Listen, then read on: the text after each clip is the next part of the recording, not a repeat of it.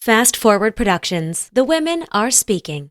But then when I found out with children, like it kind of flipped around because people are like, okay, they have to like grow up fighting for climate change. And they can't do that either because they don't love it because they don't know it. So that's exactly what Earth Friends is. I'm holding space for them to learn about their environment, meaning everything, the physical, the natural, the material, the human made, the earth made, so they can figure out what they love about it.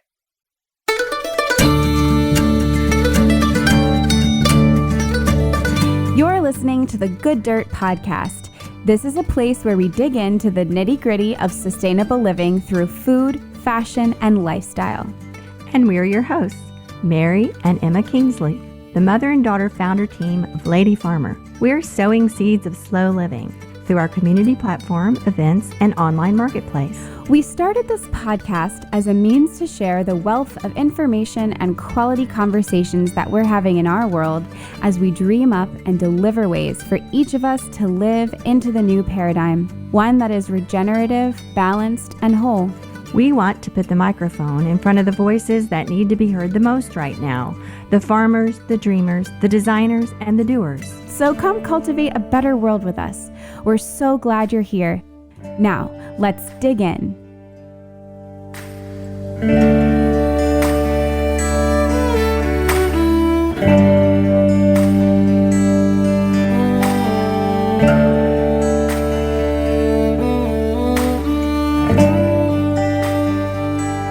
Good morning, Mom. Hi. We're now towards the end of January, and as I mentioned a couple weeks ago when we kicked off this year, this is 4 years of the Good Dirt podcast, right? And the very first episode was something like January 30th or January, it was right at the end of January in 2020. So pre-everything, basically, right? Am I right? But this particular interview is really exciting for us in particular because this person that we're interviewing reached out to us and said, I'm a longtime listener of your podcast and I've learned so much. And it has even inspired this project that I'm working on that I'd love to talk to you about.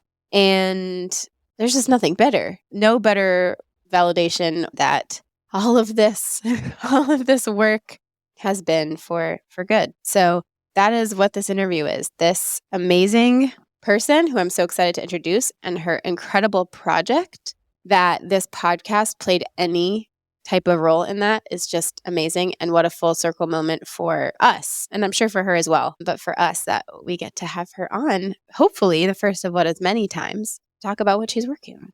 Yes, so excited today to be talking to Janna Hockenjos. And it was really special for us because it took me back to my work when you were in elementary school, Emma. I was head of the green school or the environmental education at the school in the 90s, and you took part in that. And we both have some fun memories from that, which we share in this interview.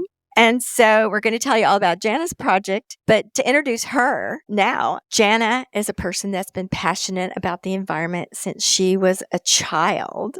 And like many creative people and probably many people who listen to this podcast, she has had a winding career path of a yoga teacher and writing, and she has a master in journalism from NYU, and she's a freelance book editor. And she's now found herself creating Earth Friends, which is an early education curriculum that offers a new approach, a new and different approach that doesn't exist yet. That's why she made it, to environmental education for young minds. Janna says, I believe our children have the chance to live in harmony with each other and all living things. And I believe they will be the innovators and problem solvers that we haven't met yet.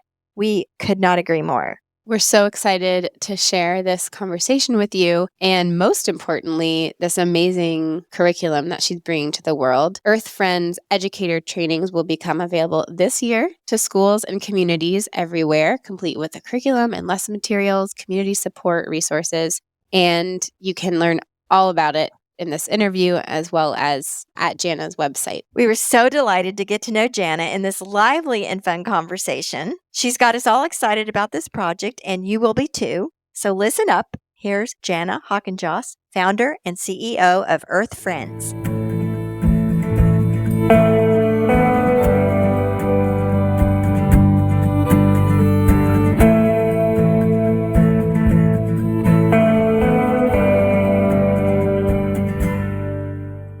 I am Janna Hockenjos. I'm so excited to be here. What do I do? This is an interesting question for me to answer lately because it's changed drastically in like a year and a half. But what I still do, I'll start with that, is I'm a freelance book editor. So that's my job. But what is also becoming my job is I am the founder and CEO of a nonprofit called Earth Friends. And that is a nonprofit that works to bring environmental education to early childhood education. And I've written and developed a curriculum that is specifically for 3 to 6-year-olds. So we're talking like preschool and pre-K before you get to kindergarten or in kindergarten, because I find that it's extremely important to set that foundation of environmental education when children are that young, just as you set a foundation of literacy with ABCs and math with numbers. Like they might not know what the heck you're talking about yet, and they might get the answers wrong all the time. But the truth is, giving them a familiarity with just the concepts of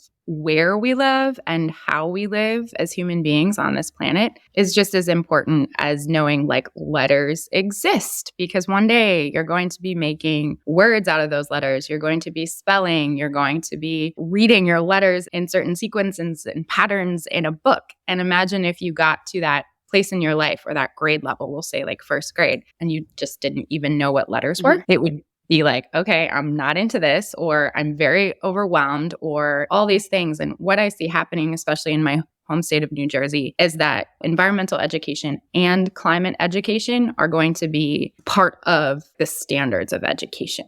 So regardless, these children are going to be having this be a part of their education. So in a way, this Earth Friends program and our approach is almost like an educational infrastructure for environmental education, which we're finding the more that some of the members of my board and the director of the preschool I'm piloting the program at, the more we do, the more we get this out there, the more we talk to people how important that is. So I guess I talked about that a lot because that is what I am doing these days.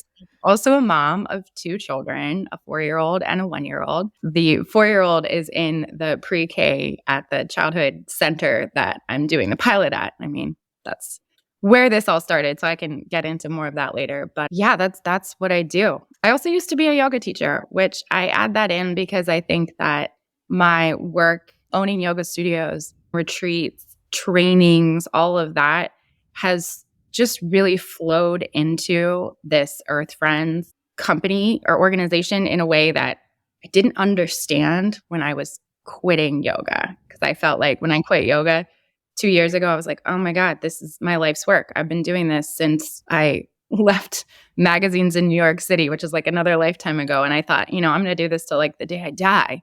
And one day I woke up, I'm like, I can't do this anymore. And I didn't know why yet. And now I really know why. Yeah, that's amazing. And didn't you publish a book about yoga too? I did. I published, so I have too many hats. No, you don't know. We love that. I'm like Janna of all trades. That's why I also love listening to The Good Dirt, because I find there's people like me that I'm like, I'm not crazy. Everyone, including us, want to live in a different way. Yeah. I know, but it's exciting to know that it isn't always this career silo that we have to live in. Yet, just because you're not in a silo doesn't mean you're like extremely indecisive, which I can't be. But I've kind of grown out of that, I think. When I started this, I was very certain, like, this is going to be a thing. But yes, I wrote a book. When I was 14, my dad was in a car accident that resulted in a traumatic brain injury. It turned my life upside down completely. And that's the very short story. The long story is the book called He Never Liked Cake. And so that's a memoir. And then I started to teach him yoga, which I found some improvements with his brain-body function and connection, which is what he really needed and was lacking from a lot of the things that he was doing in rehab. And the injury happened in the 90s. This was happening in the early 2000s. And that's when I started working as a yoga teacher and also yoga for people with brain injury and PTSD and forms of trauma. So that book was called Move, Feel, Think. And that was my second book. And it's a beautifully illustrated, love my illustrator, childhood friend, book of 20 yoga postures that are designed for brain injury, people with PTSD and other forms of trauma, so that they can just bring that into their life in a rather unintimidating relative way. So That's my book stuff. Now I edit other people's books. Maybe one day I'll write another book, but I decided instead I would write a preschool curriculum. That makes so much sense. I don't know if I've said this too much on the podcast, and if I have, then those episodes probably wouldn't be out yet, but I am currently part-time teaching at a preschool also. It's a very cool school. It's progressive ed, and every classroom opens to the outside. It's like here, it's in Alexandria near Washington. Somehow they have like 30 acres just outside the Beltway, and there's forest and there's a farm, and it's really amazing. But being in the school, I am noticing it's so much better. I can't even imagine being in a school that's not like that, but thinking about how we're introducing them to ideas and things, and the way that I'm teaching them French. So that's a whole thing. But my main takeaway is if we can just have them be outside and we can learn a French word for spider, and then we go look for spider webs, that is some of the best education to get them to care about it. But that's about as far as I am. I'm very let's just experience it. And I think ever since you reached out to us, then being in that environment, I've had the thought that'd be really cool if I had something specific to sort of follow to help me guide them, and then just do it in French. I don't know. That's amazing. We were just in Costa Rica, my husband and my 2 kids. So it was our first legit family trip, no help. Just us. So it was an adventure every single day, every single hour, but it was totally worth it. And way back when in college, my major was Spanish, international business. Did lots with that. Actually, it probably got me the courage to get to New York City because I ended up studying abroad. That was my way of getting out of the math and management classes in English and liberal arts school that I knew were hard. But if I could convince people to let me study the European Union and Spanish and all that, it worked. Resourceful. So I lived in Spain for 8 months. It was great. But when we were in Costa Rica, it had been a while since I'd really spoken Spanish. And it was such a wake-up call because I was like, I want my kids to have a second language. I didn't get this until I took it upon myself in high school to actually care when other people were just, trying to pass Spanish. And I was in Western Pennsylvania, so nobody spoke anything but English. And so I think that's cool that you're there to help them learn a different language, but also apply that different language, because the application of language is everything. You can sit there with books in front of you and flashcards, and it's not the same until you marry it to things in the real world, other people, conversations, objects. Speaking of language, I got so excited when you were talking earlier about what you were doing with this curriculum for preschoolers. You're taking me back 25 years, I'm telling you, because I was a yoga teacher. I had this little yoga set up in my home, and I had classes in my home, and I was doing all this stuff. And I was also green school mom at the elementary school. I was head of it. And it was my job to kind of make it up. Here's what we're going to do. And back in the 90s, there was some openness to it. It was a tiny opening. Some teachers were more enthusiastic than others, and the administration was less than enthusiastic because it seemed like just something else to glom onto the teachers, something else they had to do. And so anyway, we were dealing with a lot of things, but we did a lot. It was a lot of fun. And I think we accomplished some things in terms of opening some eyes. But one of the things that occurred to me during that time, and you just so affirmed it by what you said a minute ago, was creating a language for this type of consciousness. And that's when it begins in the early years. And what do I mean by creating a language for? I don't even have a name for it. Would it be eco-sensitive? Would it be climate sensitive? Would it be earth sensitive? Or, things like earth friendly and eco-friendly and stuff like that sound like marketing. That's what's hard. I'm always like, what do I call this? It's a climate education. Yes and no. Is it nature? Yes and no. And what I've found working with both early education and environmental education, they both have very different messaging in terms of what children need. And I'm in this funky space of what do I call it as to encapsulate all that Earth Friends is, but also not offend someone because they think it's something that it's not. So that's just a very interesting place to navigate. And I'm going to this national conference next week with Valerie, who's the director of the school that I'm piloting at, my son's school. She's been instrumental, really a great partner in all of this, and so amazingly open-minded to just from where we started this to where it is now. It's it blows my mind all the time. But there's times when she's like, okay, it's our earth science program. And I'm like, is it? But it could be in some places. And then in my place, I'm like, this is a climate education program where it's oh, wait. I'm like, no. When you're talking to these people, it's climate edge. When you're talking to these people, it's how we live and where we live. And that seems to be like the happy place because you're not necessarily, that's what it is, right? We're living on this planet and we all, I think, can benefit from learning about where we live. We live on Earth, we live on land, we live by water, we live with animals, like all these where do we live? And then also how do we live? There are interactions with life on this planet, which can seem so basic, but that's what these children need. They need the basics. And I'm also finding out a lot of adults could handle the basics too. Like, because we end up jumping.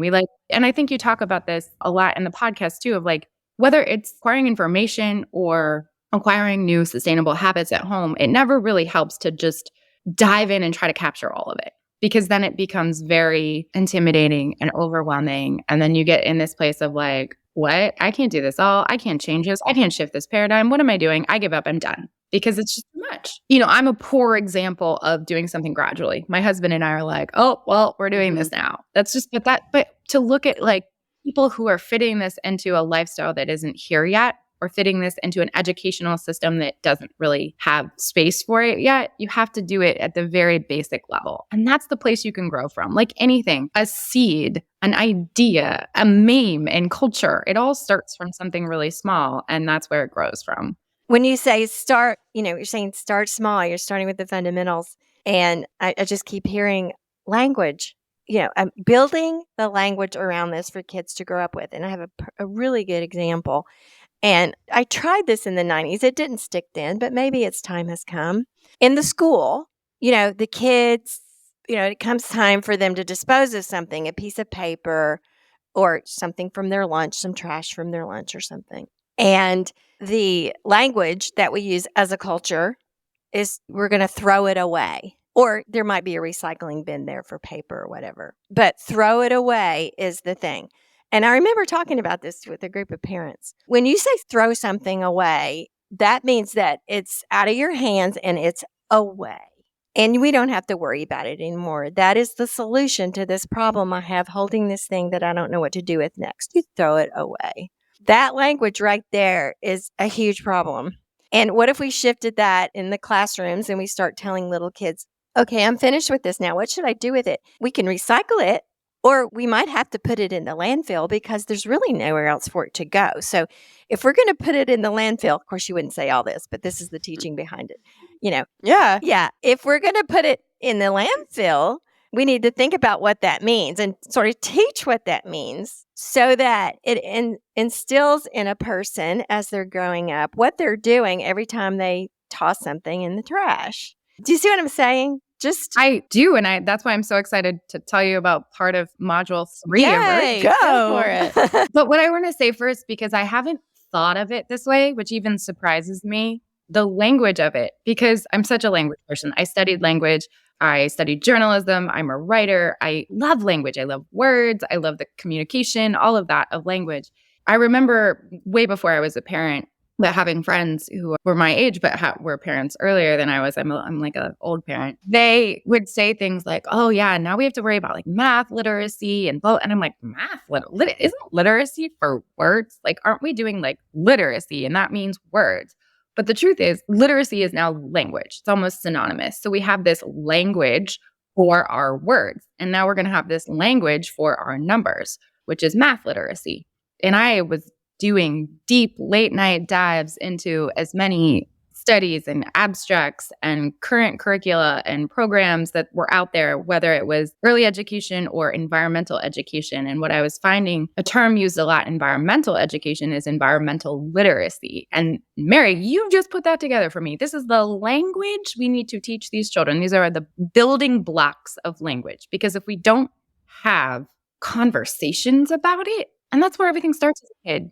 You're talking about it, you're figuring it out. It could be right, it could be wrong. That's kind of how language begins anyway, is this kind of great discovery. And so, yeah, it is its own language for these children so that when they put it, they apply it, and when they use it, and when they share it with one another, in a couple years, it won't be so foreign. It will not be a foreign language to people. So thank you for language. Also, if you would like to come to Module 3 with us, we're in Module 2 right now because this is the second pilot, but it's coming up after the holidays. We play, and I might get this wrong, but what is it? Compost, recycling, landfill, reuse. I think that's the order of it. But that's what they do after their lunch.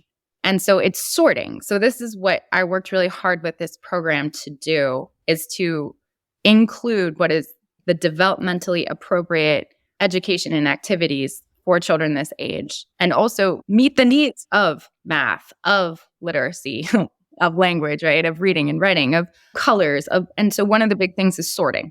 Understanding that things are different, understanding that this pile has more, this pile has less. So sorting comes into play when we talk about this goes to the recycling, this goes to the landfill, this is something that we can reuse, this is something that we can compost. Because in the school that I'm piloting this program at now, we have compost. So that's exciting. So we know that this is what the worms can eat. This is what will help the garden. This is what will make the good dirt. So they know these things go to compost. Landfill, we know if it goes to a landfill, it doesn't go away. It goes on a big mountain of things that nobody uses anymore. So that is part of the language that we use with them so that they understand that it isn't this concept, which I think adults, even speaking with adults, I'm like, no, banana peel does not compost on the landfill. Neither do the compostable bags that you put your trash in to go to the landfill. I'm not trying to break hearts here, but truth is necessary if we're going to live in a different way. And it's not to offend you, it's to inform you. I didn't know it at a point either. And if we're telling kids, even if the early childhood kids don't completely understand it, then if you say this goes to compost because if it goes to landfill, then it emits methane gas and it contributes to global warming. Even just saying those words, I didn't learn that until I was 25.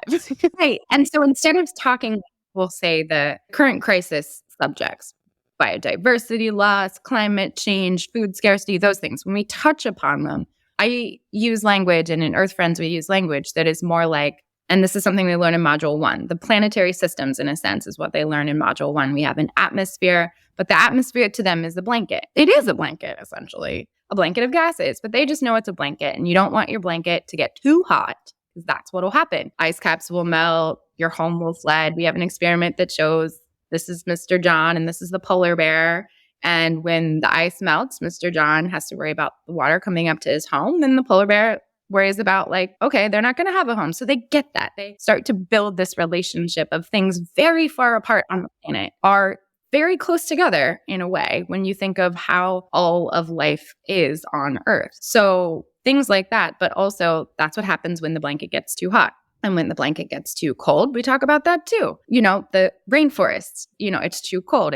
The tropics aren't tropical anymore. And so that's the thing. We're not doing something so it's only in the direction of negative. It's in the direction of all the way things go. Whereas adults hyper-focused on, oh my God, it's getting too cold or it's getting too hot, global warming, blah, blah, blah, blah, blah. But if you teach them one trajectory, that's all they see. You have to see the oscillation of the way this is meant to function versus how it is functioning. So then as we go through different modules and we look at human impact without saying things like human impact, we say, okay, so when you send too many things to the landfill, it makes the blanket thicker. And when the blanket gets thick, Earth gets hot. So there's just this little synapse of a connection of maybe I don't want to send things to a landfill. Or maybe at least I know what happens if I send something to a landfill. And when we play the sorting thing, we don't really care if they put the banana in the recycling. It's just to know that these different options for throwing away exist and that we're never actually throwing it away.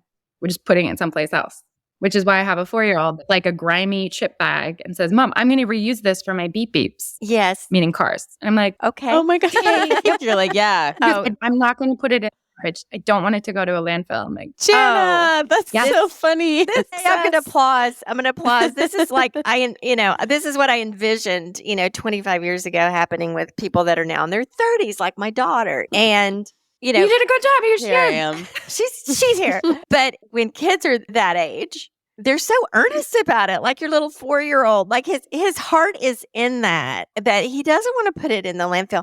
And guess what? You accomplish that by just changing the words. Instead of we're going to throw this away so that it's out of our space and we don't have to worry about it anymore and some nice man comes and takes it away for us. Isn't he nice? It's, whoa. Yeah, it's taking responsibility.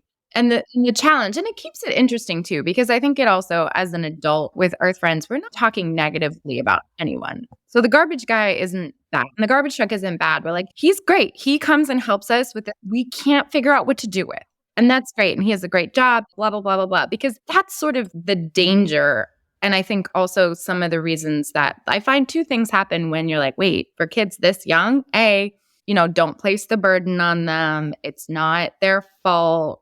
But to that, I say, you know how much bigger that burden's going to be when they're in third grade figuring this out? By illuminating our situation to them in a developmentally appropriate way, which is really just here's how the world works, for worse or for good, they have self-agency. They are allowed to decide as they get older what matters. But if they're deciding with no information, then it's like you were saying, Emma, like, what? You didn't figure that out until you were how old? Well, same with for some things. And we're in a different world now. Like maybe we weren't supposed to be doing, maybe we were, but this is their life. And we can't compare the way they're receiving the contents of their education in the way that I did or the way that Emma did or the way that Mary did, because different things matter. This is something that's very much going to matter to these children and in their lives. I love it so much. I'm excited to whenever it's ready. I know it's piloting, but I want to give it to the... Oh no, it's ready as of next year. Yes, I want to give it to the school. Get it for your school. You can sign up for we can talk about that later. There's so much more here to talk about, but I also, before we get too far into it, I want to kind of go back because you gave a wonderful introduction of, all the sort of things you've done and then sort of skipped ahead to now you're doing this. So, but I want to hear a little bit more the origin of Earth Friends and how it started and what it's been like to sort of get it off the ground. Because I think especially a lot of listeners of this podcast probably have really cool ideas about things that they want to do. And it's just always inspiring to hear how people go about doing it, especially something like this sounds like overwhelming. Also have preschoolers that, some of these ideas they can utilize in the home. So anyway. Well, yeah, because if anyone would have said, this is what you're going to be doing, other things in my life, you'll be a teacher, you'll write a book. Oh, yeah, okay. You'll be at a preschool, giant conference presenting. I'd be like, no. So cool. I don't know how to get there from here. So I guess the origin story goes back to the holidays of 2020. And I remember I was in my parents' kitchen with their old school, what is it even called? Like the Resner heater stove thing. I don't know. Everything is very old in my parents' old house, which is now not our house anymore. And I was reading, it was a perfectly cozy couple days before Christmas, and I was reading All We Can Save, which is that anthology of women sharing stories of nature, climate, environmental, everything. I have no doubt you've both heard of it. Yeah, it was one of our book club books. And I've actually thought of it several times since you've been talking, because all of it talks about the climate anxiety. And there's a few essays that are really hard. And I was just thinking about that in relation to teaching the kids this young and just general anxiety and mental health and all of that and how it ties in. When they're this young, they are curious. Their minds are open.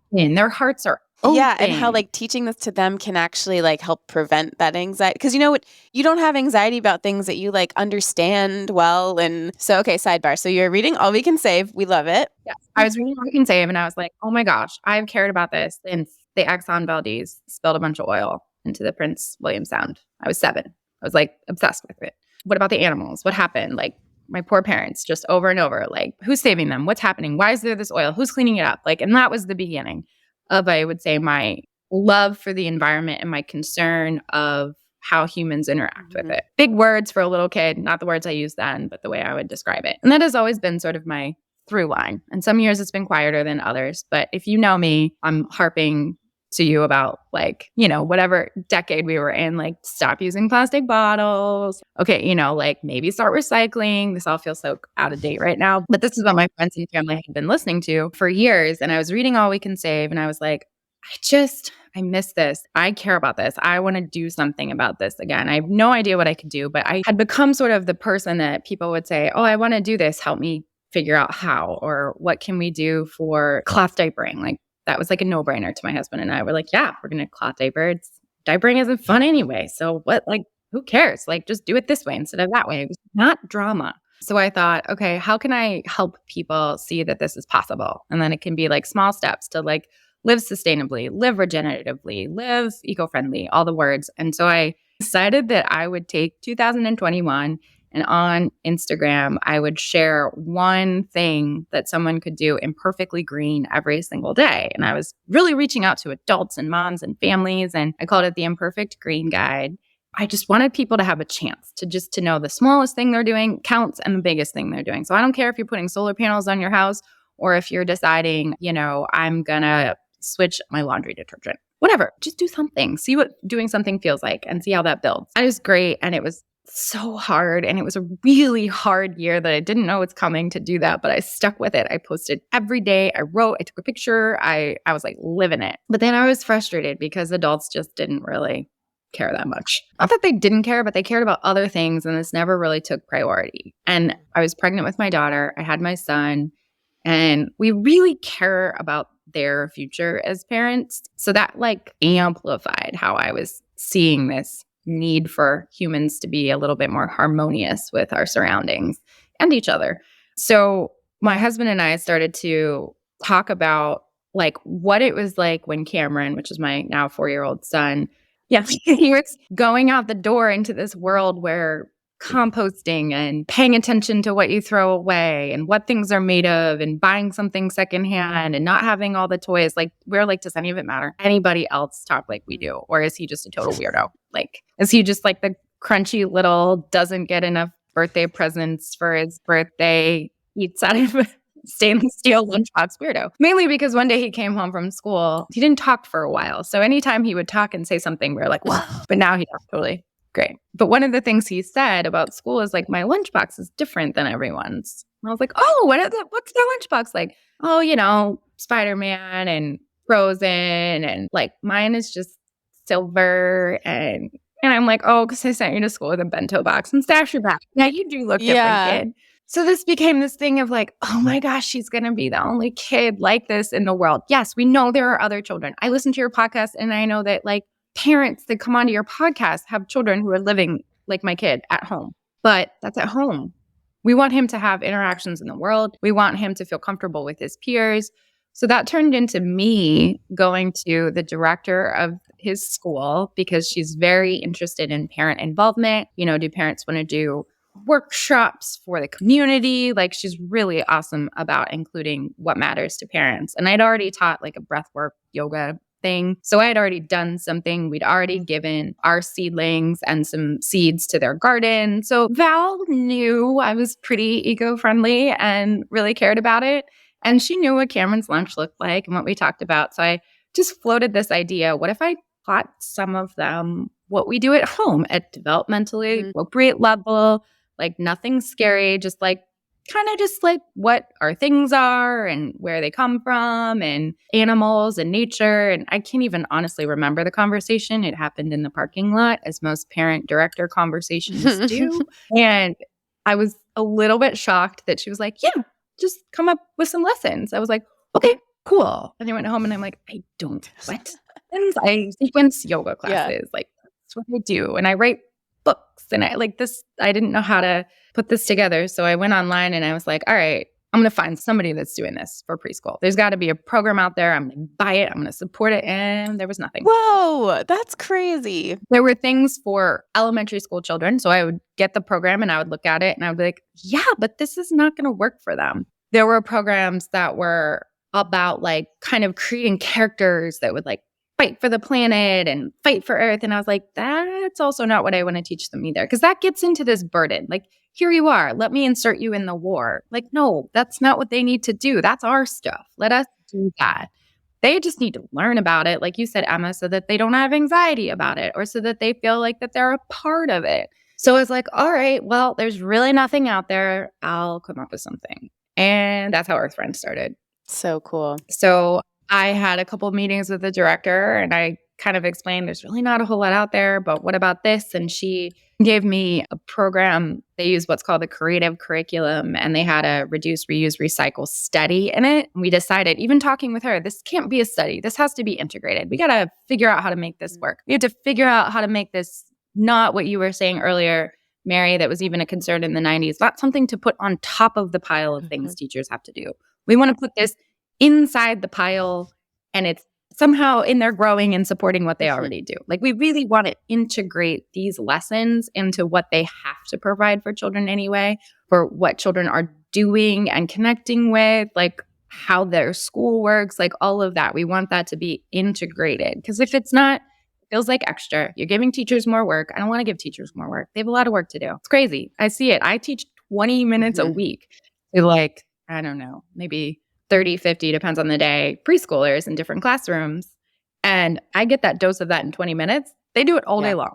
I don't want to give them more work. So I took that study home. I looked at some others, and I stripped it down to basics. I'm like, okay, if we're going to look at the climate, how do we look at it as, and this is, my mom was so almost to an annoying extent, because her career is with children. She was the executive director of a place called the Children's Aid Society, which was child and family services, adoptions, everything to do with children. So her two things were, you have to make it make sense to children, and you have to include all of the children, not just the children who are privileged in the preschools, So that's a way in which Earth Friends will grow in the future, and I'm like, of course, Mom, we're going to get this to all the children. I just have to start somewhere. And her thing was that you have to make it so simple for them. So that was always my thing. Okay, climate change, take it back to just the bare bones of what that is. And that is, we live on a planet, and it's the only planet in our solar system that can support us. And it's just right for life.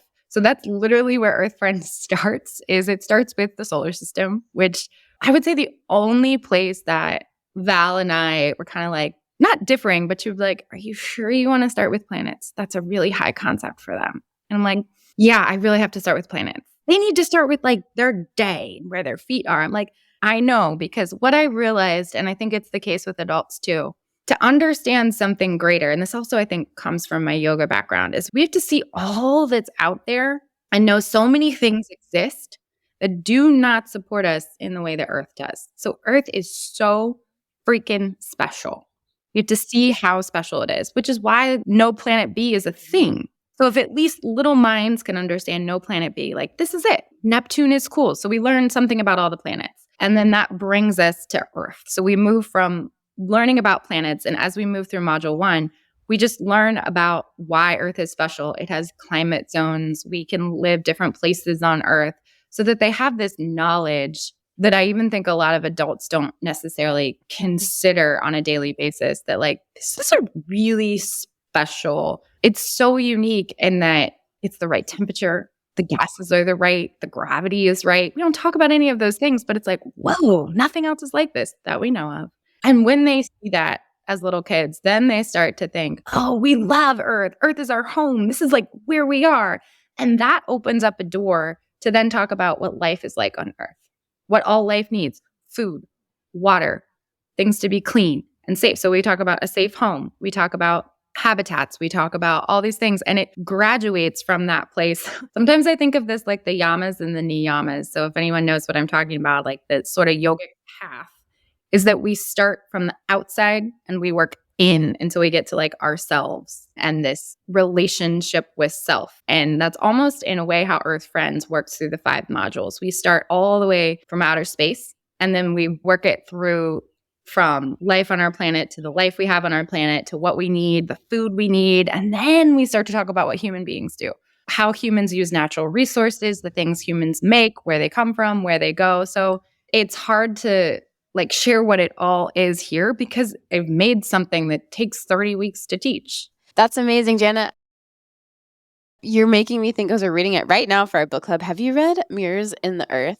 No, but because of your book club, I want to read it. I just have to finish The Parrot and the Igloo first. Yes. And I listened to that episode, and I'm like, yeah, some children will get innovation out of this. Some children will get a connection like that through this. But we have to open it up so that they can, it's like literacy, right? When you have the power of words, then you have the power of language, and you can do things with those words, or you can do things with, I don't know, those algebraic equations that I still don't understand why anyone would mix numbers and letters together, so that they can choose where they go with this foundation and what they build. We're human beings on this planet, and we create non-natural things, and that has to be part of the education too. because all those non-natural things we create come from a natural resource. Even as unnatural as it might look, you back it down to basics and you understand that your plastic truck came from extracting something from the earth, that when you take it all out, it damages the earth and it also takes that resource away. So you don't have it anymore. Whereas other resources, for example, some plants, the plants can grow back. Maybe we make more things out of those plants than we make out of that thing we pull from rocks and whatever. So just to have them understand that we care about trees and we care about nature, we care about animals, but we care about what we're doing as humans. And human impact isn't all negative. It can be extremely positive. And that's what I want them to walk away with, that we're not just damaging the planet and we don't have a choice. We have a choice. We absolutely have a choice. We have a choice to learn about where our things come from and where our things go. When you read Mirrors in the Earth, if you're able to distill, it's so beautiful, and it's all about emotional intelligence in relation to the earth, everything you were saying. I just read the part where she's talking about how the earth is literally tilted slightly, right? The earth is on a tilt. And because of that tilt, because of the way the sun is, and that is what makes life possible. And so when we think about ourselves and our emotions, and we feel like something's a little wrong with us, we're a little off kilter, it's no, that's the point. We're all we have to be a little off kilter, just like the earth. And there's so many things, like you just said, not all human impact is bad. There's also a chapter on gardening as related to boundaries. And so what if we could teach kids about boundaries when we're teaching about how to care for the earth? It's so, and at this school, again, I'm taking the school that I'm at in particular, they're so big on emotional intelligence and emotional health. What a beautiful way to incorporate that too. I'm sure there already is some of that. And I think that almost happens naturally. I would imagine that just naturally allowing children to explore in these new ways, because I know that I was talking to my husband the other day, and we have this big, beautiful food forest garden. It's only 2 years old. So we got fruit trees, but they're not producing fruit yet. But they're going to. That has been such a healing journey for him to just go out there and be outside and in a way that really nothing else has been. I've always loved being outside, and my childhood was very much outside. And I had an herb garden when I was 9. That was my summer thing. I was making this herb garden, and then everybody got dried herbs for Christmas. I was so proud of myself. But this is kind of new to him. And I had this day where I was really just grumbly, and I had all this work to do, and it was all computer work, and I was just over everything. And he texts me. He's like, "Hey, can you go get wood and move the wood from the pile to the place and then put them on the fire?" And I was just "Are you serious?" No, I don't want to do that, because I would have to get up and do the thing I was doing. But I went out there and I used my hands and I used my body, and I did something that kind of tired me out, because, hauling wood is not, it's not a piece of cake all the time. And then I think I had been doing it for 5 minutes, and I was I feel so much better. I did a thing outside and I used my body, and I didn't even that wasn't even the intention. The intention was just to get the work done. I was this is all people need. They just need to get out there and do things. So then all these things we're trying to figure out, in theory and on paper, about our emotions and about our habits and about our, what makes us feel better, they kind of come back to us because they're all there. Even when, you were saying, Emma, these garden and boundaries and this, the kids love working in the garden. And you don't even have to know why. So true. Sometimes we try to figure it out too much, and you just kind of let it flow, especially at this age, because they don't have the language to tell you all the time what they like and why in the way you want to hear it for a study or to check a box and be we know this is working. But just that they're out there doing it of their own volition and they get excited about it. That's huge. I want to speak to something. You're describing how you start with the solar system and you introduce all the planets, and then you zero in on Earth as this special place. And this is something that that's come to me more and more over the process of this podcast and the people we talk to and the work that we do, is really creating space for people, and in this case, young children, to literally fall in love. And I mean love. You see that bird out your window and you love that bird. And I'm not saying, oh, that's interesting, and that's fine too, but I mean love it. And you love that flower and you love that bush and that tree outside that's so red and the leaves are dropping off, and you witness the end of the season, and you're feeling this in your cells. I talk about this on my Slow Living Through the Seasons a lot. this kind of like cellular experience. If we can impart that to young children, we've got it. Yeah, we're good. We've got it because your actions come so much from that emotional connection. If you love something, you're going to take care of it. And that's what I discovered. So that's why this origin story of Earth Friends comes from the Imperfect Green Guide.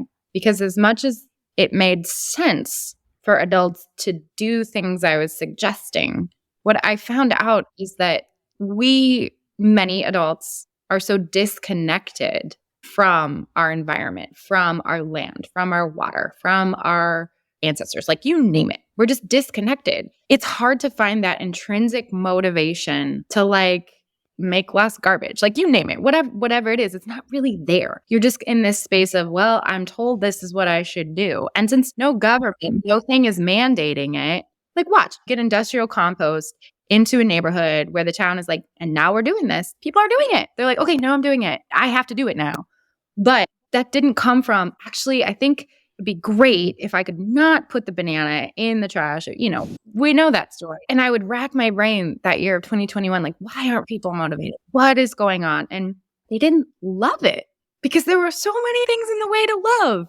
Target runs and the cool thing you found on Amazon that you sent to your friend and your 12th purple sweater and the vacation you're going to take. And none of those things are wrong, but it's like we're loving these empty things. They don't necessarily love us back. But how do you shift behavior in adults? It's like trying to teach them a language. That's really, really hard to do. But then when I found out with children, like it kind of flipped around because people are like, okay, they have to like grow up fighting for climate change and, rescuing endangered species. They can't do that either because they don't love it because they don't know it.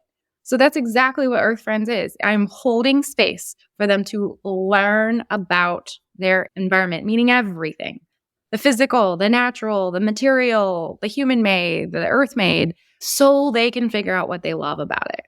And not in a guilt way, like you said, like not to guilt them. They're not guilted into this love. This love is genuine. It is intrinsic. It is built of their own curiosity. That's what I love about, and Emma, you can probably see this too.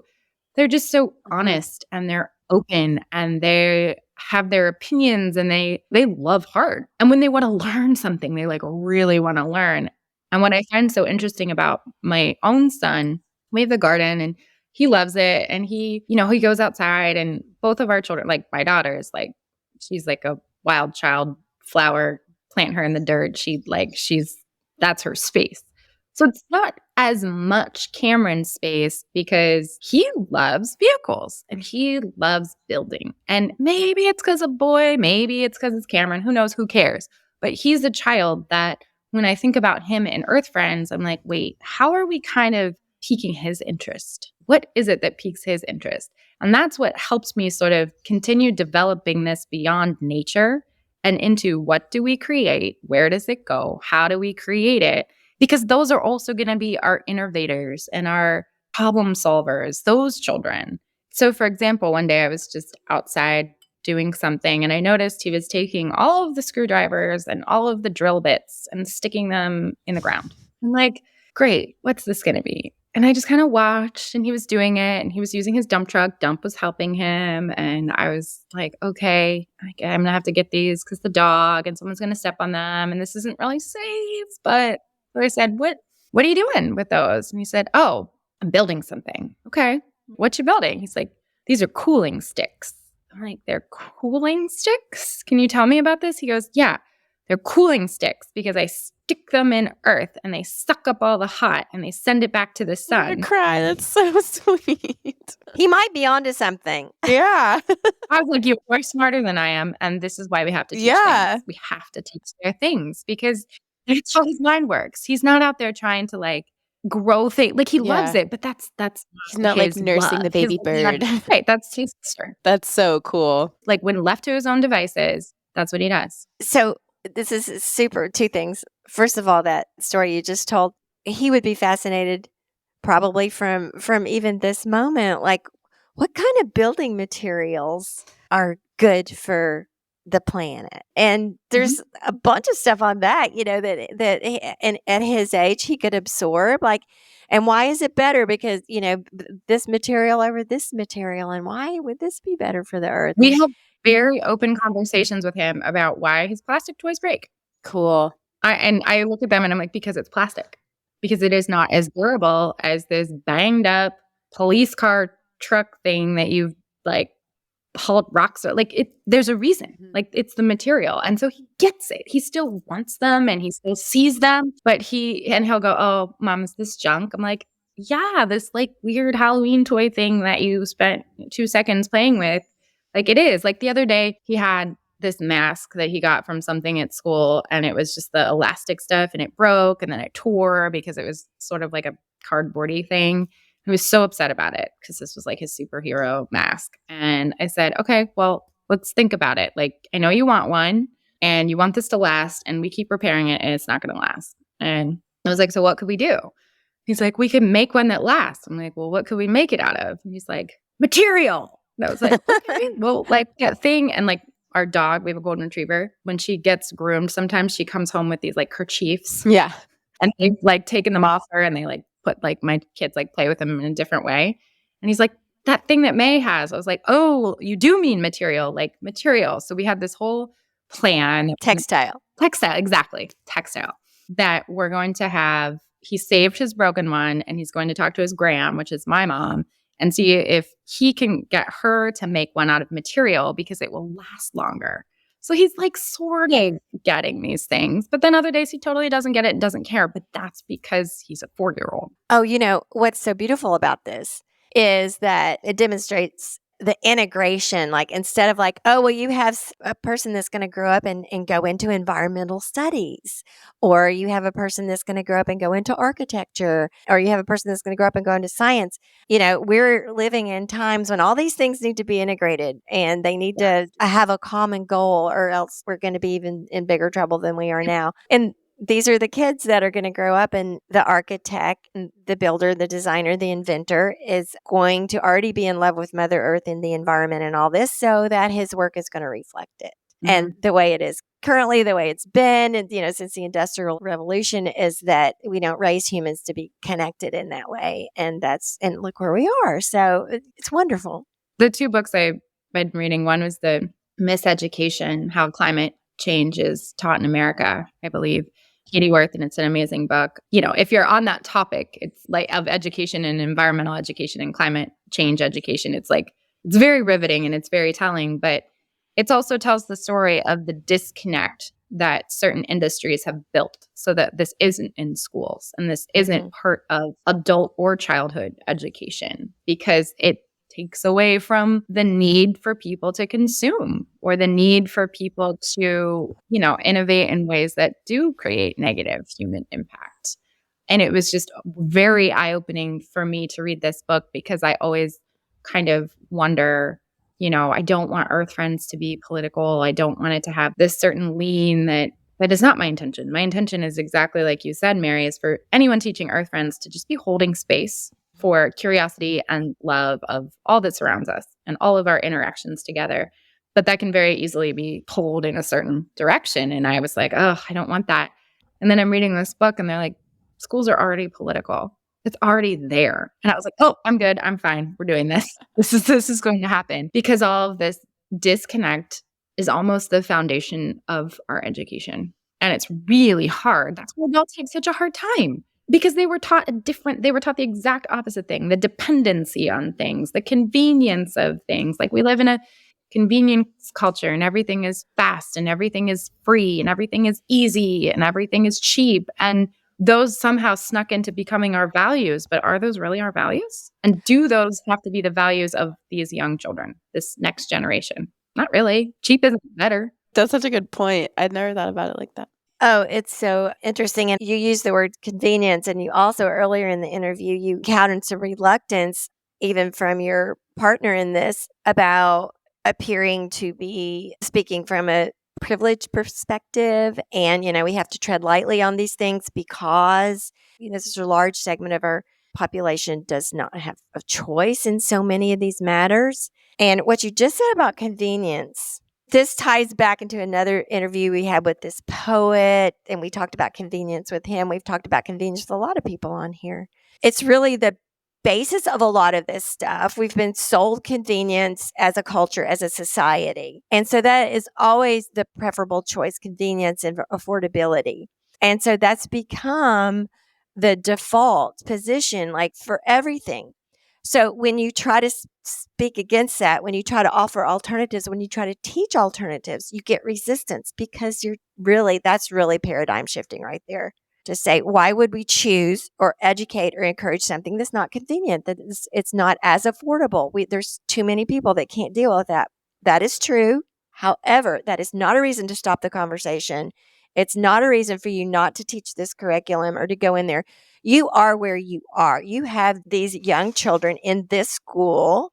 And yeah, you could say that, oh, there's so many kids that aren't privy to this education right now, but you're where you are now. And you need to be doing this right there. And don't be scared away from the conversation because of this kind of resistant energy. Well, the really messed up thing about all of that is that if we're actually concerned about saving money, the whole system of buying into the convenience thing is set up so that we'll keep spending money. And the way the economy works just makes it kind of look like we're not spending as much money as we think we are. But the dependence and all of that is just to keep us buying things. We're in the wrong closed Exactly. loop system. Exactly. Yes. We are in a loop that we don't even realize we're closing their loop. We're closing their loop. So we need to shift into this circular everything. We need not even reinvent the circle. We just need to get out of that. Because that's what we were sold when, for example, the fast fashion industry, when everything moved overseas. And it was really exciting because it made fashion stuff affordable and accessible. So accessible and affordable. Interesting that those got paired together. Exactly. I mean, yeah, I know you're not wrong. It's less money. Well, and what I will say too is that, two things to the accessibility factor and the equity factor is that I want Earth Friends does have a factor of equity. It's one of our values because as my mom, it wasn't even my partner, it was my mom that was like, this has to be something that gets to all children, not just these children in these preschools. And that is what I want Earth Friends to become, whether that's grant funding or whether that's fundraising or whatever it is, so that this program can be taught anywhere. Anyone who wants to go out and get this curriculum with this 2-hour training, it's just so that you learn how to do it and have a support, because what we're also building is a community of practice. And I think that is almost more important than the curriculum, is for anybody out there teaching young children environmental anything at this point. We want to be in a community together so that we have this power of community, so that you can be a part of the successes and the solutions and the challenges, and we can talk about that together. And then if you happen to be a part of this community and you're like, I need a curriculum, I don't know what I'm doing, then Earth Friends is there for that too. But we also just want to gather the people all around this country or even the world that are approaching this topic for an audience this young. And I think that's really important, is developing a community of practice as much as a curriculum, because we want to get this into places that, it could be as simple as someone who's like, well, we have a community garden and I want to gather these 3 to 6 year olds on every Saturday morning a week and we'll do our Earth Friends lessons there. That's fine. And something else that became really important to me is nature schools are fantastic. They're wonderful. They're beautiful. Not all schools can afford or even want or have the right space for a nature school. And I didn't want Earth Friends to be left out of that. I want this to be something that can be taught even if you don't go outside and touch a tree, that you can still have an understanding of all of this, because then it doesn't limit those kids that don't have that. My kid's not in a nature school. And for a long time, we were like, oh no, we wish we could, but we can't. And this happened to be the school that we found, but it ends up being wonderful. And now she is, creating a little bit more of an outdoor space, which is great, but outdoor space isn't the only answer. That's such a great point. And as you were talking, this might seem kind of random, but I'll tell it anyway. I had this sort of vision or mental, a little mini movie in my head. Last night, my brothers and I were sitting outside having coffee in downtown. It's a little town, but there were all these kids running around, which was kind of cool to see. They were riding their bikes and stuff, and they were downtown, and they were, I would say, young teenagers. They pulled up in front of their bikes, and they plopped all their bikes down. It was great. And they ran inside this little coffee shop to get their drink. And they all came running out with these, of course, all these crazy drinks, coffee things, mochas or whatever, in the single-use plastic, with the dome and the straw and everything.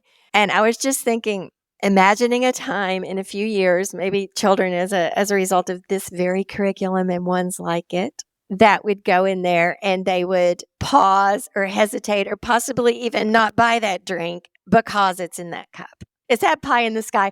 But it was so instilled in them. Like, then they know, like, ooh, this is going to go in the landfill. Do I really need this thing? Maybe they have a paper cup and just start changing things that way, from just those behaviors and the thought process that, you're instilling in these kids at this age, just to think about it. And like right now, this is part of their world. I'm not blaming them.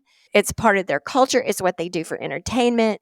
And it's not their fault. They might be the ones to change it, to start demanding something different, just because the seed is planted in what you're talking about in these very classrooms, gardens, whatever the setting is, it doesn't matter. We need to also, we say not convenience, right? So you're like, okay, it's not convenient, but then you kind of, as adults, you feel a lack of something. Well, if it's not convenient, like then I got to spend more time, then we got to spend more money, whatever it is, whether it's financial convenience, time convenience, effort convenience, it comes in literally every shape and form. So I like to think of the antidote to this convenience is connection. So if you're not experiencing convenience, then maybe something is taking longer, or it's a bigger investment for you, or you're doing it with another person in a different way. You are making connections. And what our world is lacking severely right now is connection. So if we can shift from convenience to connection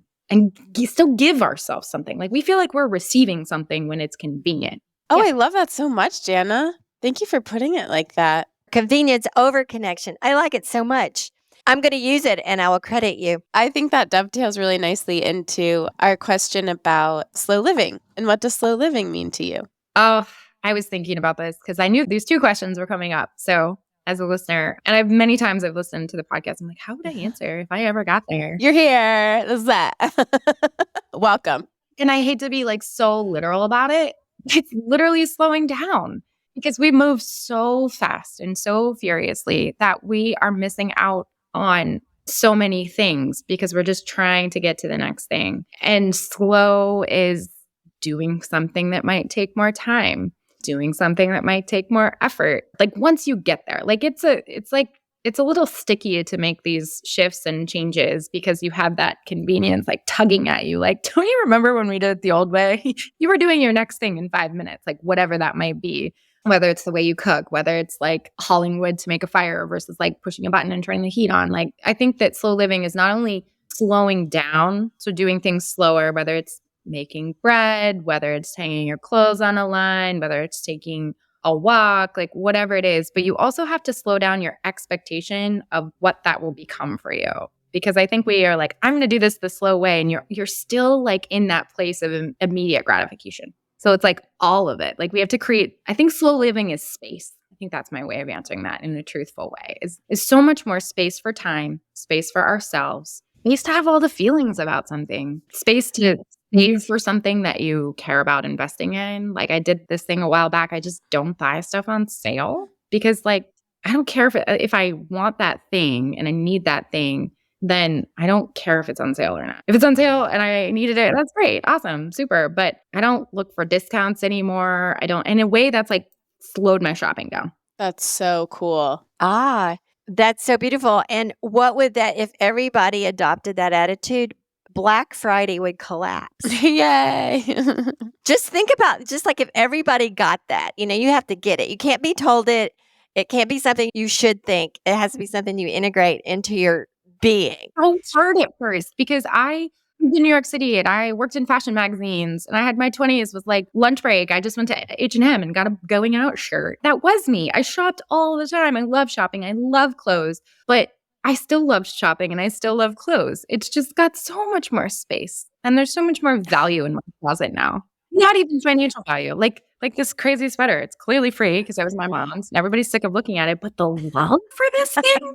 Like I'm sweating right now because we have a fire going on and I can't open the window too much because it's too loud, but I'm loving it. I think too, with fast fashion, like we have to also acknowledge the fast fashion in children's clothing because it is awful, awful, awful, which is why one of our things in Earth Friends is that it comes with a very minimal materials kit for schools. And one of them is take back bags from 4 days. I don't know if you've heard of 4 days, but they do, the clothes that would end up in a landfill that you can't give to someone else. They go in this take back bag just so that we have this acknowledgement of like, this is where this stuff goes. And now we have a different place for it. Just like we do a crayon recycling drive. We don't think about how many crayons get pitched and then they end up in a landfill. So we have these things that are just visual testaments to the discarding of our things so that children can see them. But yeah, there ain't nothing slow about children's clothes.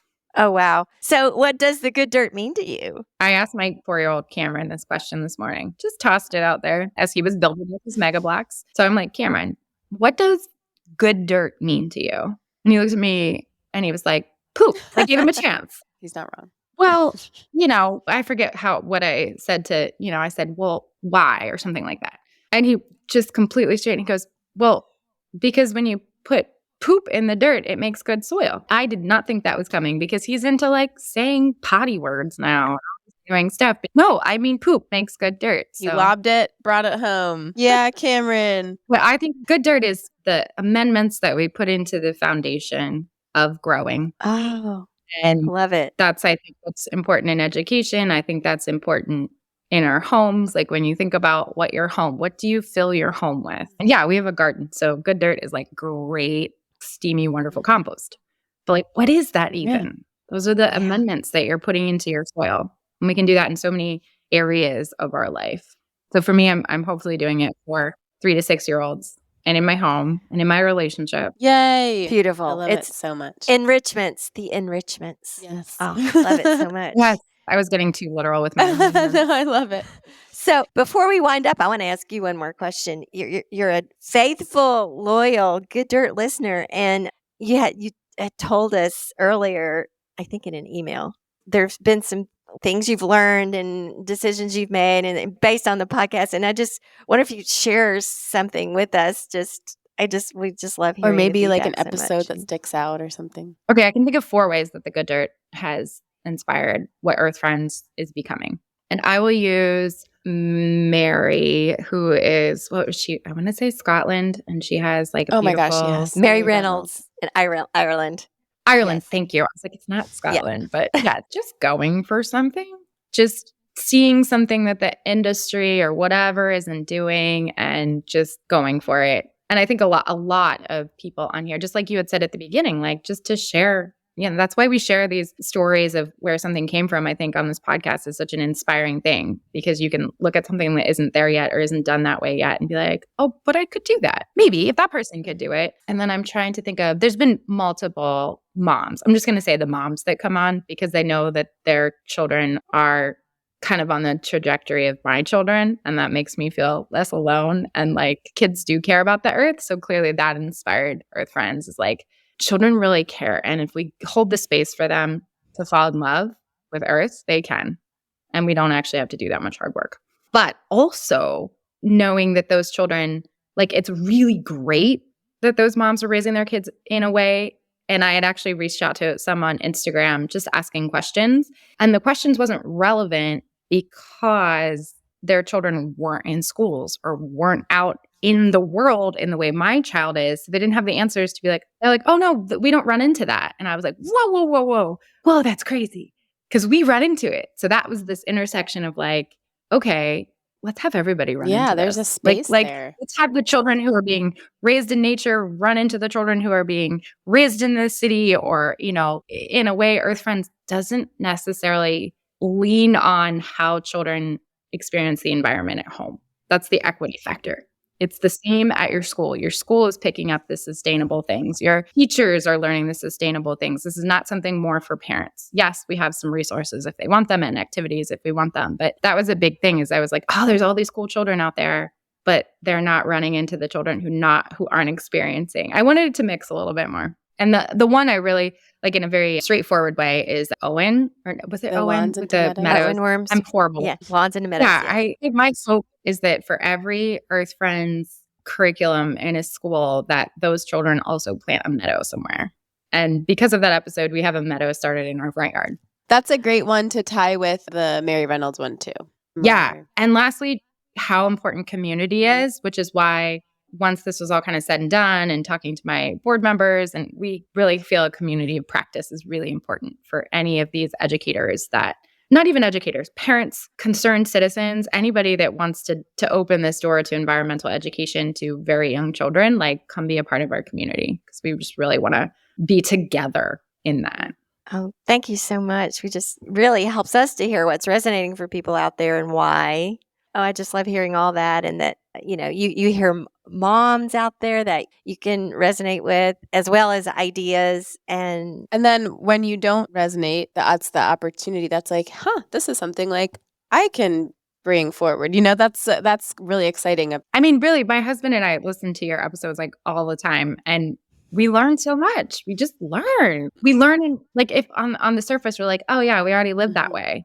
But that's the crazy thing, is like we feel that we live pretty very similar to the two of you and people that you interact with, but like we're still learning so much. So like that's the power of it. Same. We learn every person we get on. Mugwort. I'm like, we have issues with Mugwort too. That's so I'm like, I funny. can't be friends with this. Can I really be friends with this? No.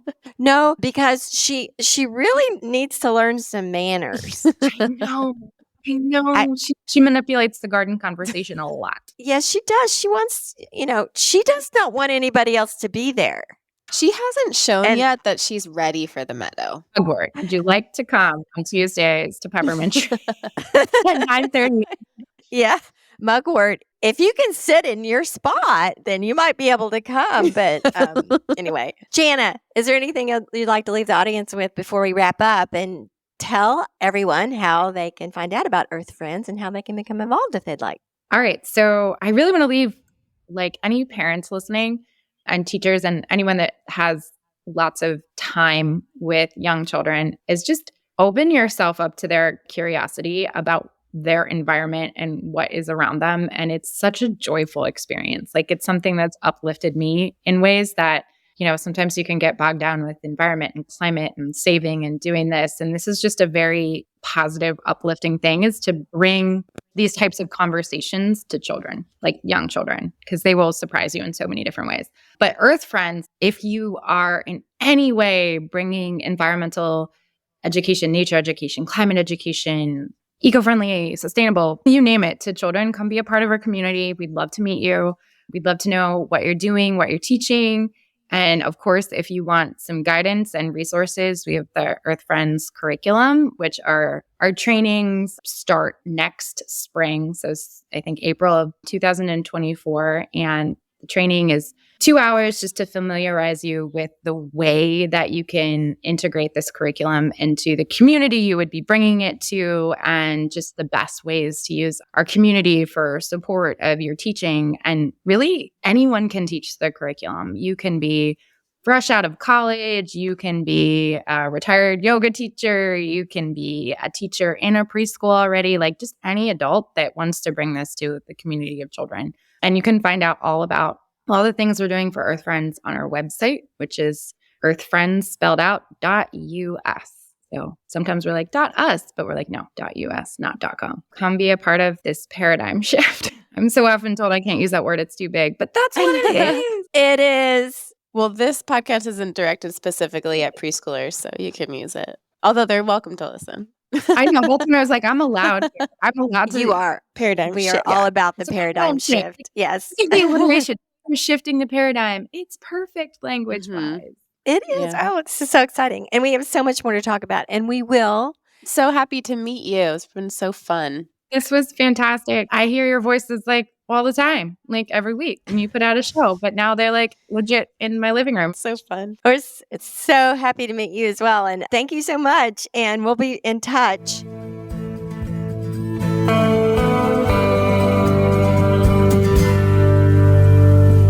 Thank you for tuning in, calling in, and spreading the good dirt.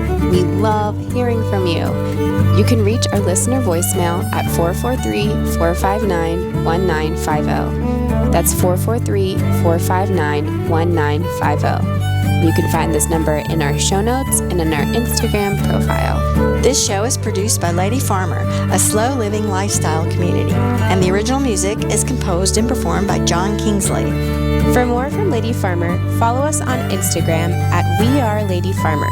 That's We Are Lady Farmer. Or join us online at www.ladyfarmer.com. We'll see you next time on The Good Dirt. Goodbye.